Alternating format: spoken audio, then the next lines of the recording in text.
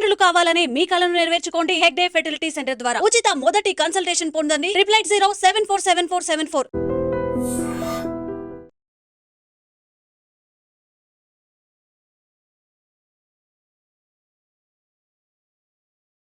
నమస్కారం గురుగారు. శ్రీమాత్రే నమః.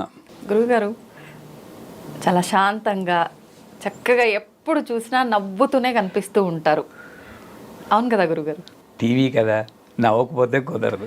లేదు గురుగారు, టీవీ కాదు, ఆఫ్ స్క్రీన్ కూడా మీరు ఇలాగే నవ్వుతూ ఉంటారు యాక్టివ్గా. షూట్లో కూడా చూస్తుంటా కదా గురుగారు, నేనన్నా ఇబ్బంది పడుతుంటా టాపిక్స్ చేయడానికి ఇంకెంతసేపు అనే టైప్లో, కానీ మీరు మాత్రం అస్సలు కదలకుండా మెదలకుండా నవ్వుతూ హుషారుగా చేసేస్తుంటారు. ఎలా అంటే చిన్న పిల్లలు 20 ఏళ్ళ పిల్లలు ఎంత హుషారుగా చలాకీగా ఉంటారో అంత చలాకీగా శాంతంగా, ముఖ్యంగా చెప్పాలంటే ఈ రోజుల్లో ప్రతి ఒక్కరిలో కూడా ఈ శాంతము ఈ నవ్వే మిస్ అవుతున్నాయి గురుగారు. ఇవన్నీ ఉంటేనే మనశ్శాంతి ఉంటుంది. ఇవన్నీ ఉండాలి అని మనశ్శాంతి ఉండాలి అంటే ఇవన్నీ ఉండాలి. ఎలా సాధ్యపడుతుంది గురువుగారు? ఇంటికి వెళ్ళాక మా వాళ్ళని దిష్టి తీయమంటాను.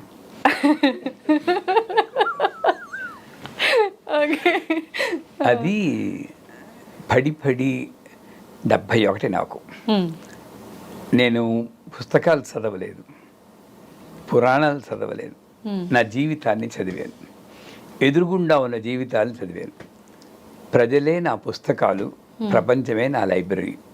I'm telling honestly. నా గురువు, నన్ను కన్న అమ్మ ఇద్దరూ నా జీవితానికి ఒక మార్గం ఏర్పరిచారు. సో ఆ సాధన ద్వారా కేవలం పూజ చేస్తేనే కాదు, ఇది నాకు ఒక sweet diversion from the materialistic life. Sweet diversion.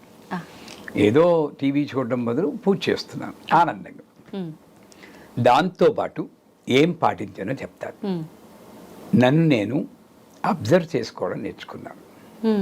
ఎప్పుడైనా ఖాళీ దొరికినప్పుడు నా జీవితంలో వెనక్కి వెళ్ళి నేను నడిచిన మార్గం ఎలా ఉంది అని, అందుకే స్వాత్మానందల విభూత బ్రహ్మాద్యానంద సంతతి, తెలుగులో ఒక పాట ఉంది, నాలో నేనే రమిస్తూ అని. నీకు పాట తెలుసా? జగమంత కుటుంబం నాది, ఏకాకి జీవితం నాది. Perfect philosophy. చుట్టూరా జనాలు ఉంటారు, కానీ నా జీవితం నేనే అనుభవించాలి. నాలో నేనే రమిస్తూ అంటాడు. అంటే నన్ను నేను ఆలోచిస్తూ కూర్చోవాలి. అక్కడ 4 విషయాలు నాకు తెలిసే. ఆ 4 విషయాలు నేను ప్రాక్టీస్ చేయడానికి ఇంకా ప్రయత్నిస్తున్నాను. నేను పెర్ఫెక్షన్ మాత్రం నేను చెప్పట్లేదు. ఒకటి, ఎవరైనా ఏదైనా అంటే ఎంత ఫ్రీక్వెంట్గా నేను రియాక్ట్ అవుతున్నాను. How frequently you are reacting. మీరన్నా రియాక్ట్ అయిపోయి, ఆయనన్నా రియాక్ట్ అయిపోయి, ఇంకోటన్నా రియాక్ట్ అయిపోయి, ఫ్రీక్వెంట్గా ప్రతి రోజులో 10 సార్లు రియాక్ట్ అవుతున్నానా? తగ్గించు. దాని మీద ప్రాక్టీస్. ఫ్రీక్వెన్సీ. ఎంత వైలెంట్గా రియాక్ట్ అవుతున్నాను. ఒక మాట అనే గయ్యమని లేస్తూ ఉంటాం. అంత అవసరం లేదు. నాకు న్యూజిలాండ్లో గవర్నమెంట్ ఆఫీస్లో పనిచేసినప్పుడు ఒక ట్రైనింగ్ ఇచ్చారు. నా జీవితంలో ప్రతి సంఘటన కూడా అమ్మవారి అనుగ్రహం అమ్మ. నేను న్యూజిలాండ్లో ఉద్యోగం చేసినా, అమెరికాలో ఉద్యోగం చేసినా, దాని నుండి నేను నేర్చుకున్నాను తప్పితే భుక్తికి మాత్రమే నేను చేయలేదు. న్యూజిలాండ్లో ఉద్యోగం చేసినప్పుడు ఆ కస్టమర్ సర్వీస్లో పెద్ద పెద్ద మౌరీస్ వచ్చేవారు. మనమేమో 5 అడుగుల 3 అంగుళాలు. వాళ్ళు వచ్చి ఎందుకు ఇవో నాకు బెనిఫిట్, నా డబ్బు ఎందుకు రావు అని గవర్నమెంట్ శాంక్షన్లని నేను ఆపేస్తే కొట్టడానికి వచ్చేవారు. కంప్యూటర్ బదలగొట్టేసేవాడు. మాకు ఒక ట్రైనింగ్ ఇచ్చారు. అటువంటి పరిస్థితుల్లో కూడా రియాక్షన్ వైలెంట్గా ఉండకూడదు. సో నా స్టేట్మెంట్ ఎలా ఉండాలో వాళ్ళు ట్రైనింగ్ ఇచ్చారు. What you say may be correct. నువ్వు అంటే చాలా కరెక్ట్. వాడికి అప్పుడు ఈగో సాటిస్ఫై అయిపోతుంది. What you say may be correct. మనం ఏంటి కాదు, చాలా తప్పు నువ్వు చేసేది. Violent reaction. వాడి అసలే మండుకుతూ ఉన్నాడు, నువ్వు ఇంకొంచెం ఆజ్యం పోస్తున్నావు. ఆ training what you say may be correct. మీరు నా మీద అరుస్తున్నాను కూడా, విదిత నాదే చాలా కరెక్ట్. అసలు నేను నీ పొజిషన్లో ఉన్నాను అనుకో, బ్రహ్మాండంగా అరుస్తాను, నువ్వు చాలా శాంతం. ఎంత అరిచినా సరే నువ్వు చాలా శాంతం. అప్పుడు తగ్గుతుంది. తగ్గుతుంది. అప్పుడు నేను చెప్పాలని చెప్తాను. కానీ అది బాగా పనిచేసింది. ఓకే. సో వైలెంట్ రియాక్షన్ని నేను మైల్డ్ రియాక్షన్ ఉంటుంది. మానవుడు అన్న తర్వాత రాముడికే కోపం వచ్చింది సముద్రం మీద బాణం తీసే చంపేస్తానని. సీత వెళ్ళిపోగానే ఏడుపు మొదలెట్టారంటారు. ఇవన్నీ ఆయన ఏడ్చాడా లేదా అని కాదు, మానవ రూపంలో ఉన్నప్పుడు ఈ బలహీనతలు సహజం. కానీ దాన్ని కంట్రోల్ చేసుకుంటే నువ్వు సాధకుడు అవుతావు. ఎలా కంట్రోల్ చేసుకోవాలి? అదే చెప్తున్నాను. Observe, always review, accept the world as it is, analyse your self continuously. మనం రివర్స్లో ఉంటున్నాం. అనలైజింగ్ ద వరల్డ్, ప్రపంచాన్ని విమర్శిస్తున్నాం. నేను ఎలా ఉన్నా నేను బేష్, అది తప్పు. ప్రపంచాన్ని యాక్సెప్ట్ చేయి. నీ భర్తని యాక్సెప్ట్ చేయి, నీ భార్యని యాక్సెప్ట్ చేయి, నీ పిల్లల్ని యాక్సెప్ట్ చేయి. వాళ్ళు ఒక జీవులు, ఏదో సంబంధంలో కలిశారు. కష్టమే, మీరు అందరు కష్టపడి వాళ్ళని నేను రెచ్చగొట్టడం లేదు. సో ఇలాగా వైలెంట్ రియాక్షన్ని తగ్గించాం. సో ఫ్రీక్వెన్సీ ఒకటి, వైలెన్స్ ఒకటి, రెండు. తర్వాత ఎంతసేపు ఆ రియాక్షన్ ఉంటుంది. ఇప్పుడు నా మీద అరిచారు, కానీ ఈవెన్ నేను అరిచేస్తాను. మీ పేరు ఎవరైనా చెప్పినా కూడా నా ముఖం మారిపోతూ ఉంటుంది. అవునా కదా? అంటే ఏంటి, ఆ రియాక్షన్ ఇంకా పోలేదు. మీరు అక్కడ గుమ్మంలో అడుగుతుందో ఫేస్ మారిపోతుంది. ఎంతసేపు నేను అలాగా ఉంచుకుంటున్నాను, దాన్ని తగ్గించుకోవాలి. ఫ్రీక్వెన్సీ, వైలెన్స్, ఎంతసేపు. నాలుగవది, how quickly you are reacting. 8 సెకండ్లు గ్యాప్ తీసుకుంటాను నేను. ఎవరైనా నా మీద కొంచెం కాంట్రవర్షియల్గా మాట్లాడినా, దెబ్బలాడేటట్టు నన్ను రెచ్చగొట్టేటట్టు మాట్లాడినా, మీరు అనుకోవచ్చు గురువు కదా, ఈయనకి సుఖం హాయిగా అందరూ జై జై అంటూ ఉంటారని. మాకు ఉంటాయి. నేను కనెక్టికట్లో పూజ చేస్తున్నప్పుడు సత్యనారాయణ వ్రతం చేసాం. అప్పుడు కర్మగారి నా సెల్ ఫోన్ మోగింది. ఆ సెల్ ఫోన్లో అప్పుడు జల్సా అని ఒక సినిమా వచ్చింది. ఆ జల్సాలో గల్లో తేలినట్టుందే అని ఒక పాట ఉంది. ఆ పాట రింగ్ టోన్ కానీ పెట్టాను. నాకు ఇష్టం, నేనేం చేయడం. నా కర్మగాలి అప్పుడే మోగింది. ఇంకా చూడాలి జనాలు, వీడిని ఎందుకు పిలిచారు, ఇలాంటి పాటలు వింటున్నవాడు ఈయన వింటలే. ఒక ఆయన అడిగితే, ఏంటండి రింగ్ టోన్ ఏంటి, మీ పూజలు ఏంటి అన్నారు. ఆ పొజిషన్ వచ్చింది. అప్పుడు చేసిన ట్రైనింగ్ నాకు పనికి వచ్చింది. క్విక్గా రియాక్ట్ అవ్వలేదు. అమ్మా నువ్వే మోగించావు, నన్ను రక్షించు తల్లి, ఈ రకాతం పెట్టకు అని ఒక 8 సెకండ్లు గ్యాప్ ఇచ్చాను. అమ్మ పలికింది. నేను చెప్పాను, ఇదెవరండి పిచ్చి మాట అంటారు, అసలు శ్రీ విద్యా ఉపాసనలో ఏం జరుగుతుందో అమ్మ చెప్తుంది. వాడు గాల్లో తేలినట్టుందే అంటే ఖేచరీ విద్య. హాయిగా సంసారంలో ఎన్ని కష్టాలున్నా కూడా గాల్లో తేలినట్టుందే, గుండె ఊగినట్టుందే, దేని మీద దృష్టి నిలవదు, అమ్మే కావాలి వాడికి. ఊగుతూ ఉంటుంది, ఇది కాదు అమ్మే కావాలని. తేనె పట్టు మీద రాయి పెట్టి కొట్టినట్టుందే, తేనె పట్టు మీద రాయి పెట్టి కొడితే తుమ్మిదలందరూ కందిరీకలందరూ ఈ అని ఓంకారం వినిపిస్తుంది వాడికి. ఝుంకారం, భ్రామరీ శక్తి బీజం. ఫుల్ బాటిల్ ఎత్తి దింపకుండా తాగినట్టుంది. సర్వోన్మాదిని అని ఒక పదం ఉంది. ఉన్మాద స్థితిలో వాడు ఎంత మత్తులో ఉంటాడో వాడికన్నా మత్తులో వీడు ఉంటాడు. గొప్ప సాధకుడు. ఇప్పుడు చెప్పండి, మహానుభావ మీతో అనవసరంగా పెట్టుకున్నావా? నిజంగా సూపర్ గురుగారు. అది చేద్దా అంటే నేను ఏదైనా సరే అమ్మ మనకి నేర్పుతూ ఉంటుంది. ఈ 4 నేను పాటించాను. హౌ ఫ్రీక్వెంట్లీ ఐఎమ్ రియాక్టింగ్, ఎంత తరచుగా రియాక్ట్ అవుతున్నాను, ఎంత వైలెంట్గా ఎంత ఉగ్రంగా రియాక్ట్ అవుతున్నాను, ఎంతసేపు ఆ రియాక్షన్ పెట్టుకున్నాను, ఎంత త్వరితంగా రియాక్ట్ అవుతున్నాను. ఈ 4 కంట్రోల్ చేసుకుంటే ఈ నవ్వు ఫేస్ అలాగే ఉంటుంది. తప్పదు. నేను పెట్టి వీడియో కూడా కొంతమంది ఏ కమర్షియల్ చాలామంది గురువులు బయలుదేరారు, నేను నమ్మకండి అని పెట్టివాడు అంటారు. మా వాళ్ళ కమెంట్ తీసేయమంటారు. తీయద్దు, పెద్ద ఇంటికి ముందు గుమ్మడికాయ కడతారు కదా, ఆ గుమ్మడికాయ అది అంటారు. ఓకే. అంటే లైఫ్ని ఈజీగా తీసుకోవడం అన్నది మా గురువుగారు నేర్పించారు, మా అమ్మ నేర్పించింది. నాకు కష్టాలు లేవా అంటే మీలాగే నాకు కష్టాలు ఉన్నాయి, అందరి మనిషిన ద్వారా కష్టాలు ఉంటాయి, కానీ సఫరింగ్ లేదు. Pain is different, suffering is different. బాధపడను, నా కర్మ నేను అనుభవిస్తున్నాను. అందుచేత నాకు ఏ కష్టం వచ్చినా సరే నా కర్మను నేను అనుభవిస్తున్నాను. ఆవిడ్ని నేను పట్టుకుంటే నాకు బాధ లేకుండా చేస్తుంది. ఇప్పుడు ఒకటే, ఈ జన్మలో ఈ శ్రీ విద్యలో ఉన్నాను, ఇంకా కాస్త భోగాన్ని అనుభవిస్తున్నాను గురువు వల్ల, అందరూ జయ జయ అంటున్నారు. ఇప్పుడే నేను కర్మ అనుభవించకపోతే రేపు పొద్దున నేను వెళ్ళిపోయాక ఈ కర్మ అలాగే ఉండిపోతుంది, అది నన్ను వదలదు. ఇంకో జన్మ ఎత్తినప్పుడు ఈ కర్మ వస్తే అప్పుడు కర్మగాలి నేను భగవంతుని భక్తి లేకుండా ఉంటే, ఒకవేళ అది జరగదు, ఎవడు నన్ను రక్షిస్తాడు? ఆ భయం.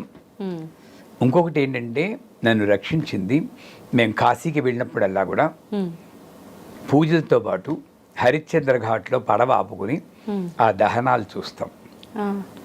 ఆ బాడీని మా బాడీతో రీప్లేస్ చేస్తాం, ఫోటోషాప్లో రీప్లేస్ చేసినట్టు.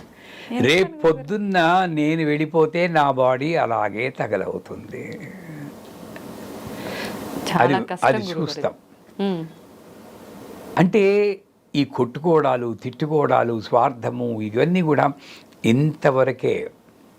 ఇది ఎడిపోయింది అనుకోండి. ఇప్పుడు నేను మీ షూటింగ్ అవ్వగానే నా శిష్యుడిని ఒకరిని పలకరించడానికి వెళ్ళాలి. పోయిన ఏడాదే వచ్చారు కాశీకి. ఏదో కళ్ళల్లో ప్రాబ్లం ఉందని చూపించుకోవడానికి డాక్టర్ దగ్గరికి వెళ్తే, ఇది కళ్ళ ప్రాబ్లం కాదు, బ్రెయిన్లో ఏదో ఉందని బ్రెయిన్ ఎంఆర్ఐ తీస్తే బ్రెయిన్ క్యాన్సర్ 5th స్టేజ్, 10 రోజుల కన్నా బతకవు అన్నారు. మామూలుగా ఉన్న మనిషి. ఇదే మన జీవితం. ఆ భయం నాకుంది. అంటే చచ్చిపోతానని కాదు, మంచి పని చేయాలంటే ఇప్పుడే చేస్తాను, నేను పోస్ట్ పోన్ చేయను. నా పూజలకు ముహూర్తాలు ఉండవు, నేను ముహూర్తం చూసుకోను. ఎప్పుడు పూజ చేయాలంటే అప్పుడే చేస్తా, ఎప్పుడు మంచి పని చేయాలనుకుంటే అప్పుడే. కర్మగాలు ఎవరి మీద కోపం వస్తే పోస్ట్ పోన్ చేసుకుంటాను, వాడిని తిట్టాలంటే. దానికి ముహూర్తం చూడాలి. నన్ను అడిగితే ఎవరిని వాడిని తిట్టాలి, మంచి ముహూర్తం చెప్పండి, వాడు బాగా బాధపడిపోవాలి, మంచి ముహూర్తం చెప్పండి, వెళ్ళండి. ఓ 4 నెలల తర్వాత మంచి ముహూర్తం ఉండాలి, ఆ లోపల మీ కోపం తగ్గిపోతుంది, ఇంకా అవసరం ఉండదు. మంచి పని చేయడానికి ముహూర్తం ఏమిటండి బాబు? సంచేత ఈ 4 సూత్రాలు, రేపొద్దున్న ఈ శరీరంలో ప్రాణం లేకపోతే ఈ పనులు నేను చేయలేను అన్న భయం, ఆతురత, ఇవన్నీ కలిపి నన్ను రక్షించి, ఎప్పుడు smile is the index of the mind, improves the face value అని అంటారు కదా. ఎప్పుడూ కూడా నవ్వుతూనే ఉండాలండి. మనం ఆవిడెవరో నాకు సుఖం కలిగించాలి, నా జీవితంలో మార్పు తేవాలని ఆవిడ్ని కోరుకోవడం కన్నా, కనీసం పూజ చేసేటప్పుడైనా ప్రకృతే నమః వికృతే నమః అని పూజ చేయి. ప్రకృతే నమః వికృతి ఏడుస్తూ ఎందుకు పూజ చేస్తారు? అసలు ఏదో బిక్కమొహం వేసుకుని సీరియస్గా పెట్టుకుని పూజ చేస్తారు. అది నేను చేయను, ఆనందంగా పూజ చేస్తాను. అది నా రహస్యం, అంతకన్నా ఇంకోట్లేదు. నాకు అమ్మే టాప్ ప్రయారిటీ. నా 25 ఏళ్ళప్పటి నుండి ఇదే పద్ధతి. ఇప్పుడు కాదు, 71 వచ్చిందని కాదు, 25 ఏళ్ళప్పుడు కూడా అమ్మే నా టాప్ ప్రయారిటీ. ఎందుకు వచ్చింది గురుగారు మీకు ఈ ఆలోచన? అంటే అమ్మ ధ్యాసలోని ఇలా ఉండాలి, అమ్మకి మీరు ఎక్కువ ప్రయారిటీ ఇవ్వాల్సినంత అంటే ఏదో ఒక రీజన్ ఉంటుంది, ఎవరినో చూసి ఇలా చేయాలనుకుంటా. మా గురువు గారు అమృతానందనాథ్ సరస్వతి, ఆయనతో కలిసి ఉండడం, ఆయన జీవన విధానాన్ని చూడడం. మా అమ్మగారు నాకు ఫస్ట్ గురువు, యశోదమ్మ. ఆవిడ నేను చిన్నప్పుడు 5-6 ఏళ్ళప్పటి నుండి నాకు మంచి పెద్ద బాల శిక్షణ అప్పుడు ఉండేది, మీకు గుర్తుందో? ఇప్పుడు అన్నీ పోయే వీడియో గేమ్సే. ఆ పెద్ద బాల శిక్ష చదివి రోజు చెప్పేది బామ్మ. ఆ మంచి గుణాలన్నీ కూడా పాతుకుపోయాయి. అప్పటి నుండి నాకు యునిక్గా ఉండాలి. ఇంకొక విషయం నేను షేర్ చేస్తాను. ఇంకొక 4 అంగుళాలు నేను పొడుగుంటే నేను ఈ గురువు అయి ఉండేవాడిని కాదు. ఎందుకని గురువుగారు? ఎందుకంటే 5 అడుగుల 3 అంగుళాల్లో ఉన్నా కూడా ప్రజలు నన్ను గుర్తించాలి, నేను యూనిక్గా ఉండాలని కసి బయలుదేరింది. ఏం చేసినా యూనిక్గా ఉండాలి, ఒక పూజ చేస్తే యూనిక్గా ఉండాలి, మంత్రం చెప్తే యూనిక్గా ఉండాలి. ఆ విధానమే ఆహా ఇంకెవడు చెప్పలేడు అన్నట్లు ఉండాలని ఒక సటిల్ ఈగో నన్ను రక్షించింది. కామెడీగా ఉంది గురువుగారు. నిజమే, నేను ఒప్పుకుంటున్నాను కదా, నేనేం పోదు కొట్టడం లేదు. ఆ సటిల్, అందుకే ఇప్పుడు ఒక వ్యాఖ్యానానికి మరో వ్యాఖ్యానానికి సంబంధం లేదు. అదే ప్రశ్న మీరు రేపు 2 రోజుల తర్వాత ఇంకోది వస్తుంది. ఎందుకంటే రేపు ముందుగా చెప్పింది నేను చెప్పకూడదని ఇంకొకలాగా అదే అర్థం వచ్చేది చెప్తా. ఇది నాకు ఒక వాగ్దేవత మంత్రం అని మా గురువు ప్రసాదించారు. ఆ మంత్ర ప్రభావం వల్ల ఈ శక్తి వచ్చిందని ఇప్పటికీ నమ్ముతాను. ఆ మంత్రం ఏమిటని అడగండి. అడగొద్దా గురుగారు? చెప్పకూడదా గురుగారు? అలా చెప్పకూడదని కాదు, ఖర్చు అవుతుంది. ఎందుకంటే ఖర్చు అంటే డబ్బులు కాదు. ఈ మంత్రం నేను చెప్తాను, కానీ రోజుకి 1000 సార్లు చెప్పాలి. దానికి సిద్ధపడితేనే ఆ మంత్రం ఇస్తాను. సిద్ధపడే వాళ్ళు ఉంటారు గురుగారు కొంతమంది, వాళ్ళ కోసం చెప్పేయండి మరి. ఇది ఇలా చెప్పేది కాదు, సిద్ధపడి వాళ్ళు దగ్గరికి రావాలి. ఓకే, వాళ్ళని నేను గమనించాలి. వాళ్ళు అప్పుడు అమ్మే చెప్తుంది పర్వాలేదు ఇమ్మని, అప్పుడు ఆ మంత్రం నేను అనుగ్రహిస్తాను. సో కేవలం మంత్రం చే జీవితాలు మారవమ్మా. మంత్రం మనకి జీవితాన్ని మార్చుకునే శక్తి ఇస్తుంది, మంత్రం డైరెక్ట్గా జీవితాన్ని మార్చదు. అది నా సిద్ధాంతం. ఓకే, నిజంగా చాలా నేర్చుకోవచ్చు గురువుగారు.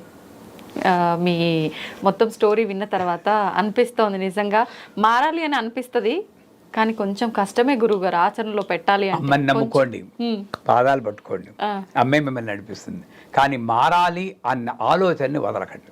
ఓకే గురువుగారు, పెద్దవాళ్ళు చెప్తూ ఉంటారు, కొన్ని మనం చేసే పనుల వల్ల ఇంట్లో దరిద్ర దేవత తిష్టేసుకొని కూర్చుంటుంది, ఆమె ఒకసారి ఎంటర్ అయిందంటే లక్ష్మీదేవి రాదు, చాలా ఇబ్బందులు పడాల్సి వస్తుంది అని చెప్పి.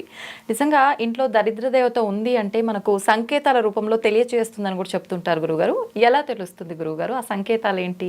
నిజానికి దేవతల్లో దరిద్ర దేవత, ఉగ్రదేవత, అలాంటి దేవతకి ఇంకో గుణం ఆపాదించి మనం పిలుస్తున్నాం, కానీ దేవత దేవతే.